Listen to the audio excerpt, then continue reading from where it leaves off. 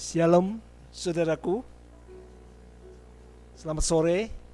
Kita bertemu kembali di dalam pembahasan firman Tuhan melalui pelajaran sekolah sahabat kita yang berjudul membicarakan tentang kematian dan harapan masa depan. Mari kita tunduk kepala sejenak. Semoga Tuhan boleh memberikan hikmat, kita mengerti, percaya, dan juga penuh harap menantikan janji Tuhan.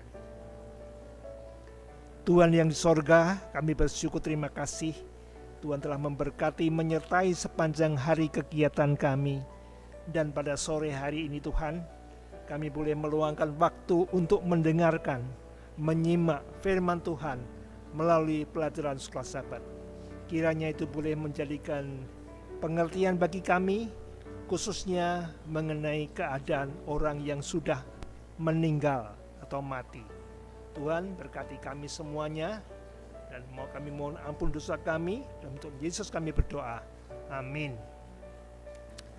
Kematian adalah sebuah misteri. Tidak ada orang yang sesudah mati lalu hidup lagi, lalu bercerita tentang apa yang terjadi, apa yang dirasakan, kecuali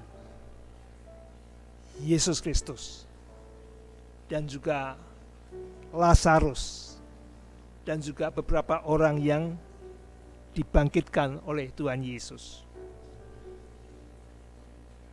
Mungkin Anda pernah mengalami operasi di rumah sakit.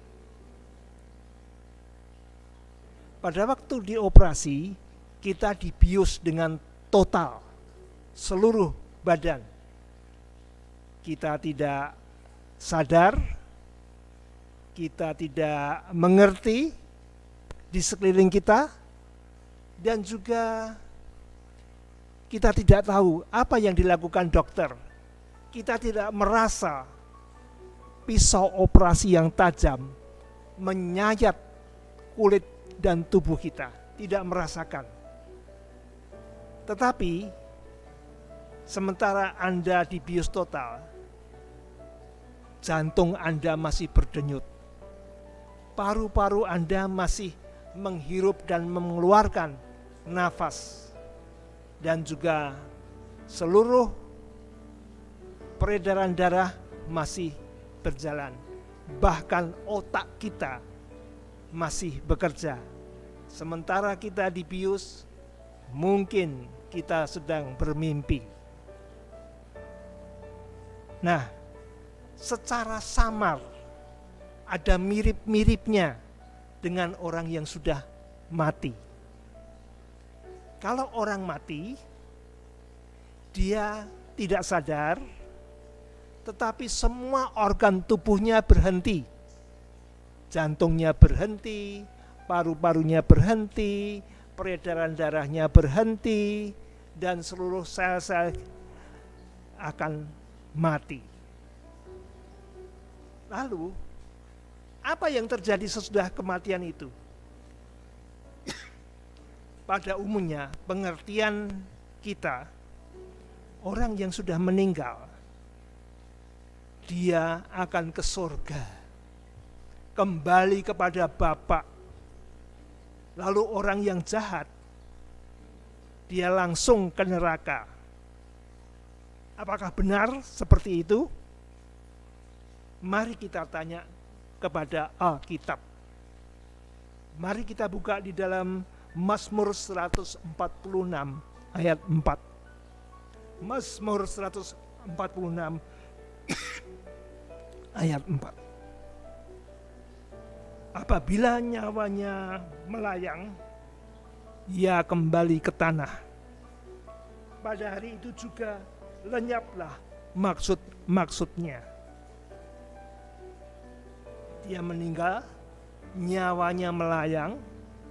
Nyawa di sini adalah apa? Bukan rohnya, tetapi nafas kehidupan yang ditiupkan Allah kepada Adam yang kita miliki waktu kita lahir, napas itu kembali kepada Bapa. Di dalam Pengkhotbah 9 ayat 5 dan 6. Mari kita baca Pengkhotbah 9 ayat 5 dan 6. Karena orang-orang yang hidup tahu bahwa mereka akan mati, tetapi orang yang mati tak tahu apa-apa. Tak ada upah lagi bagi mereka, bahkan kenangan kepada mereka sudah lenyap. Baik kasih mereka maupun kebencian dan kecemburuan mereka sudah lama hilang, dan untuk selama-lamanya tak ada lagi bahagian mereka dalam segala sesuatu yang terjadi di bawah matahari. Kalau orang yang sudah meninggal, dia tidak tahu apa-apa, tidak ada bagian lagi apa yang di bawah matahari di bumi ini. Nah, kita ingat peristiwa Lazarus dibangkitkan di dalam Yohanes 11. Lazarus 4 hari sudah di dalam kubur. Tetapi Yesus mengatakan, Lazarus saudara kita telah tertidur, tetapi aku pergi ke sana untuk membangunkan dia dari tidurnya. Waktu Yesus memanggil Lazarus, keluarlah, tidak turun dari langit, tetapi dari pintu kubur itu Lazarus keluar. Artinya Lazarus meninggal tetap di dalam kubur. Yesus katakan orang yang mati itu seperti tertidur. Berapa lama ya? Bagi orang yang sudah mati, pendek atau panjang waktunya tidak terasa. Setahun, 10, 100 tahun tidak terasa dia. Dia akan bangun sekejap. Kapan dia bangun? Di dalam 1 Tesalonika 4 ayat 16 dikatakan begini. 1 Tesalonika 4 ayat 16. Sebab pada waktu tanda diberi, yaitu pada waktu penghulu malaikat berseru dan sangkakala Allah berbunyi, maka Tuhan sendiri akan turun dari sorga, dan mereka yang mati dalam Kristus akan lebih dahulu bangkit. Tertidur di dalam tanah, sudah menjadi debu, entah pendek entah panjang waktunya. Pada waktu kedatangan Tuhan yang kedua kali, orang benar akan dibangkitkan dalam waktu sekejap, tidak terasa. Inilah kondisi mengenai orang mati. Jadi tidak ada alasan bagi kita untuk takut, untuk berjalan di dalam atau di tengah-tengah makam orang-orang yang sudah meninggal. Semoga firman ini boleh menjadi pengertian dan menjadikan kita lebih waspada, siap sedia untuk menghadapi kematian yang sudah dinubuatkan akibat daripada dosa. Tuhan memberkati kita. Amin.